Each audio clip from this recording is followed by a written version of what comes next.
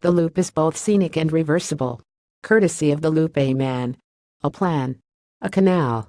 Panama. A more talented wordsmith than myself might be able to come up with a similarly memorable palindrome for the loop. Tom Doak's reversible 18-hole golf courses that opened last year at Forest Dunes in Roscommon, Michigan. Although, on second thought, the palindrome comparison isn't quite right, as the courses, black, played clockwise one day, and red, played counterclockwise the next day, both on the same piece of ground, aren't meant to mirror each other. In fact, the whole point was to have two distinct, outstanding courses sharing the same turf. Neither does playing the course backward produce satanic messages, nor word that Paul McCartney has died. Maybe the struggle to come up with an apt correlation for the loop is itself the most appropriate compliment one can pay it. This is about as high concept gets, and brilliant too. No wonder Doak stewed over the idea for more than 2 decades, inspired by the long bygone days of the old course at St. Andrews, being played backward during the winter to help the course properly heal. Non-golfers immediately understand the benefits for both the owner: 2 layouts for the price of one, and the environment: 2 layouts for the land usage and maintenance of one. Golfers are immediately intrigued by the question of how the conceit works in practice. Can it really be done such that the result isn't just 2 flat, boring designs? Yes, it can. Playing the black in early evening and the red the next morning, suggested tagline: red is the new black. There wasn't time to forget much. Yet rarely during the second loop did I remember where it'd been on the first go-round. A bit of repression might have played a role at some moments, such as on the reachable par 5/6 hole on the black, where I made 7 from just over the green and 2 when I suddenly realized that I was on the same patch of ground.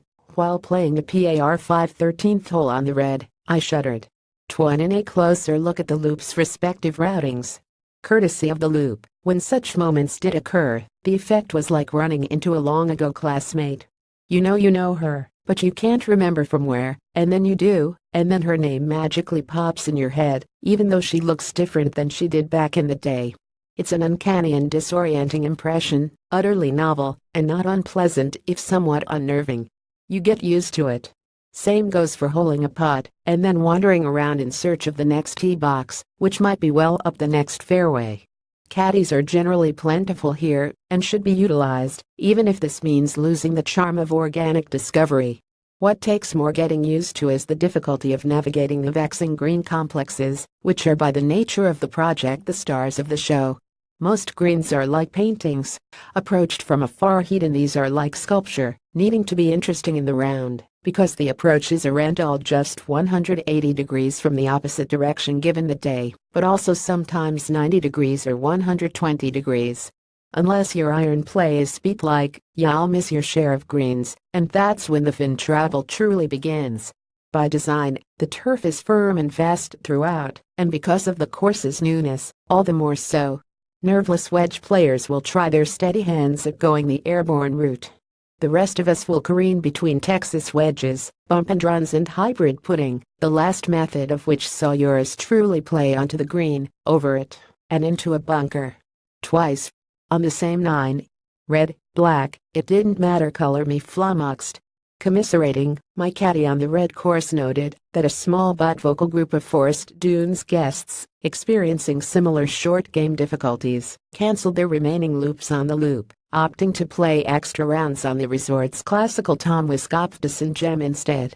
That's rash, if in weak moments understandable. Fun fact: damn it, in mad, is among the most famous palindromes.